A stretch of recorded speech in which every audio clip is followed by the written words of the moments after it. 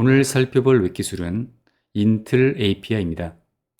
이 API의 전체 이름은 Internationalization API인데요. 이름이 너무 길어서 INTL API 또는 인틀 API라고 부르거나 IATN API라고도 합니다. 한국어로는 국제화 API인데요. 저는 가장 많이 사용되는 발음인 인틀 API라고 하겠습니다. 이 API는 국가별 다양한 언어와 지역에 맞는 문자열 형식을 만들어주고 또 관련된 기능을 지원합니다. 이 API는 웹 표준 API이므로 별도의 라이브러리 설치 없이 이용할 수 있습니다. 이 API가 표준으로 제공되기 이전에는 외부 라이브러리인 모먼트.js가 주로 사용되었습니다. 모먼트.js 공식 사이트는 다음과 같습니다. 이제 인틀 API를 이용하면 더 이상 이 모먼트.js와 같은 외부 라이브러리를 사용하지 않아도 됩니다. 이 인틀 API는 매우 다양한 기능을 제공합니다. 하지만 저는 이 API에서 가장 많이 사용되는 것을 예제 코드 위주로 살펴보겠습니다. 실습을 위해서 프로젝트를 구성하겠습니다. 저는 보시는 것처럼 이렇게 프론트엔드 코딩이라는 이름의 폴더를 만들어서 VS 코드로 열었습니다. 폴더명은 여러분이 원하는 이름으로 해도 상관없습니다. 프로젝트를 구성하기 위해서 터미널을 열고 다음처럼 입력합니다.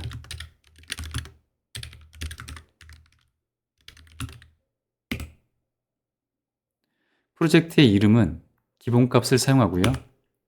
그리고 사용할 프레임워크는 바닐라를 선택합니다. 사용하는 언어는 자바스크립트를 선택하고요. 그리고 이 옵션은 no를 지정합니다. 그리고 필요한 패키지 설치와 실행을 위해서 이 옵션에서는 yes를 선택합니다.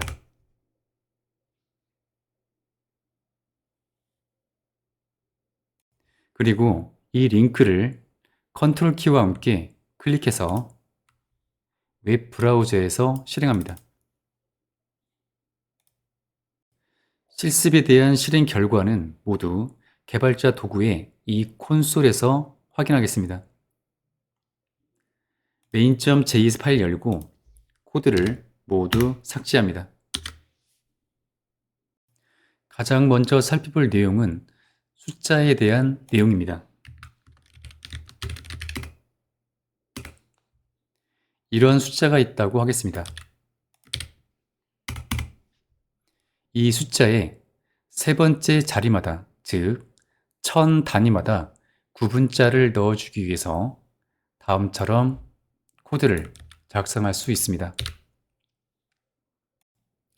인틀의 넘버 포맷 객체를 생성할 때 생성자의 인자에 이렇게 국가와 지역에 대한 로케일 값을 지정할 수 있습니다. 한국의 경우 KO-KR인데요. KO는 국가를 나타내고 KR은 지역을 나타냅니다. 실행 결과를 보면 다음처럼 1000 단위마다 컴마로 구분해 줍니다. 다른 나라의 경우를 보겠습니다. 예를 들어서 이탈리아의 경우 로케일 값은 다음과 같은데요. 실행 결과를 보면 1000 단위 구분자가 컴마가 아닌 이번에는 점으로 구분합니다. 소수점은 보시는 것처럼 컴마로 표기됩니다. 우리가 보기에는 참 희한하게 보입니다. 이렇게 로케일 값을 지정해서 원하는 국가와 지역에 대한 형식을 얻을 수 있습니다. 이 로케일 값을 생략하게 되면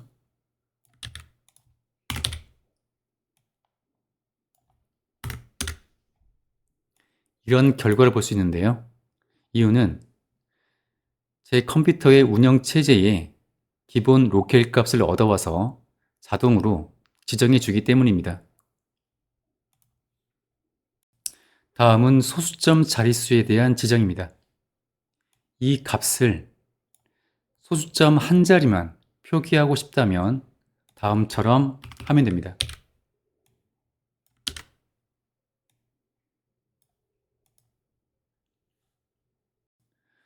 숫자에 대한 단위를 지정할 수도 있는데요.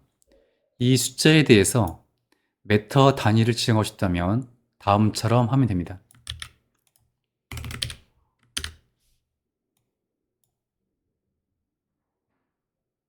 또는 속도의 단위로 하고 싶다면, 즉, 이 유닛의 값을 속도의 단위로 하고 싶다면 다음처럼 하면 됩니다.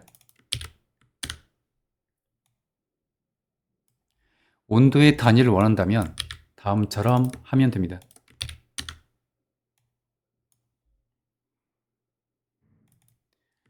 시간의 시 단위로 하고 싶다면 다음처럼 하면 됩니다. 이번에는 날짜 형식을 살펴보겠습니다.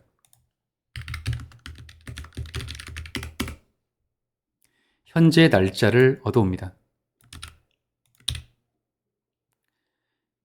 이 날짜를 한국에서 사용하는 일반적인 문자열로 표시하면 다음과 같습니다.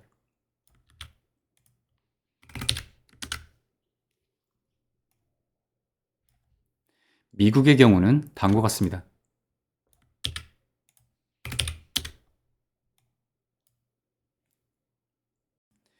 이 데이트 객체에는 날짜뿐만 아니라 시간도 포함되어져 있는데요. 날짜와 시간에 대한 전체 내용을 매우 상세한 문자열로 얻는 코드는 다음과 같습니다.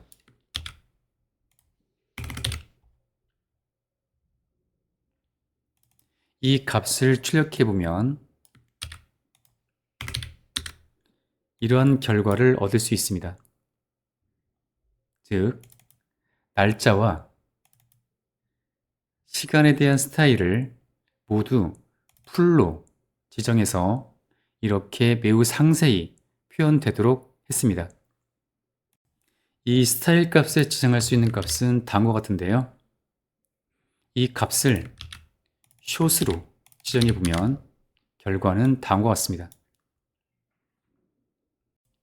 날짜와 시간에 대해서 원하는 부분만을 추출해서 문자열로 구성할 수 있는데요.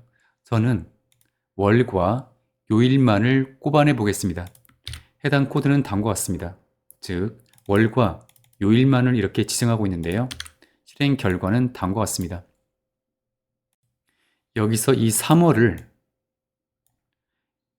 03월로 표시하고 싶다면 이 month 옵션에 long 대신 이 값으로 지정하면 이렇게 03월로 표시됩니다. 시간도 표시해 보겠습니다. 이렇게 시간이 표시되었는데요. 이 시간을 오후 표기가 아닌 24시간 단위로 표기하려면 다음 옵션을 추가하면 됩니다.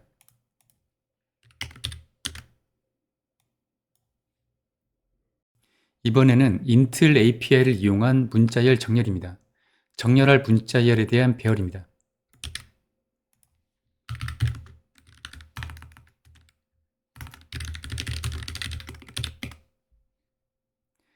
나라마다 문자열의 순서가 다를 수 있는데요.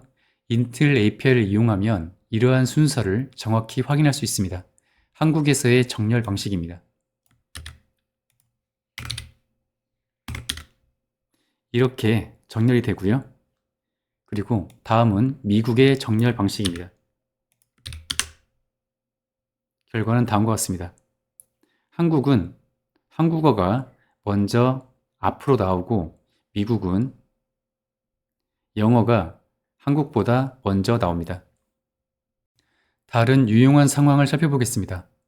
다음과 같은 배열이 있고 이 배열의 항목을 정렬해서 출력해보면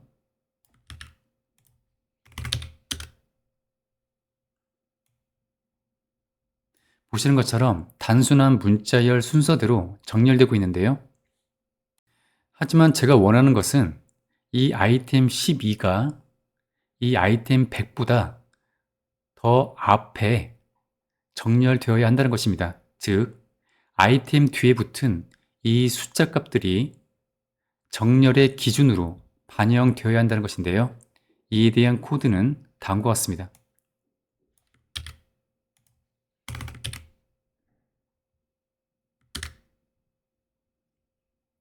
실행 결과를 보면 이렇게 아이템 뒤에 붙은 숫자가 정렬의 기준으로 작용해서 이렇게 원하는 결과로 정렬되는 것을 확인할 수 있습니다. 이제 마지막으로 문자열 분할에 대한 내용을 살펴보겠습니다. 문자로 분할할 문자열입니다. 보시는 것처럼 여기에 이모지 문자가 하나 있는 것을 확인할 수 있습니다. 이 문자열을 한자씩 분할하는 코드를 단순히 생각해서 작성해 보면 다음과 같습니다. 실행 결과를 보면 다음과 같은데요. 하지만 이모지 문자의 경우 한 개의 문자임에도 이렇게 총 8개의 값으로 분할됩니다. 이 이모지 값도 단 한 개의 값으로 분할하기 위한 코드는 다음과 같습니다.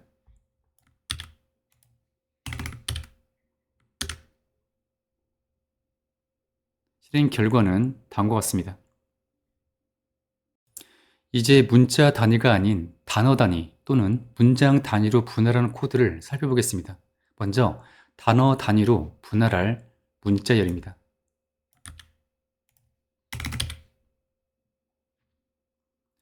분할해서 분할된 단어 단위로 출력하는 코드는 다음과 같습니다.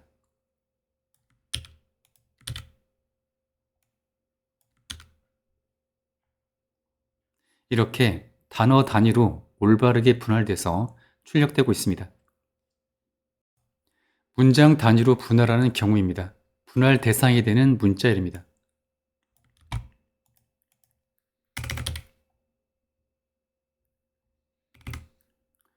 문장 단위로 분할하는 코드입니다.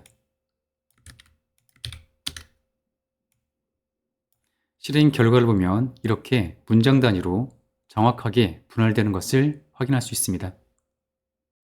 이상으로 int API에 대한 내용을 실습을 통해 코드로 살펴보았는데요. int API는 여러분의 웹 앱이 한국뿐만 아니라 다른 나라에서도 문화적 어색함이 없이 활용되는데 큰 도움이 되어줄 것입니다. 이 영상을 끝까지 시청해 주셔서 감사합니다.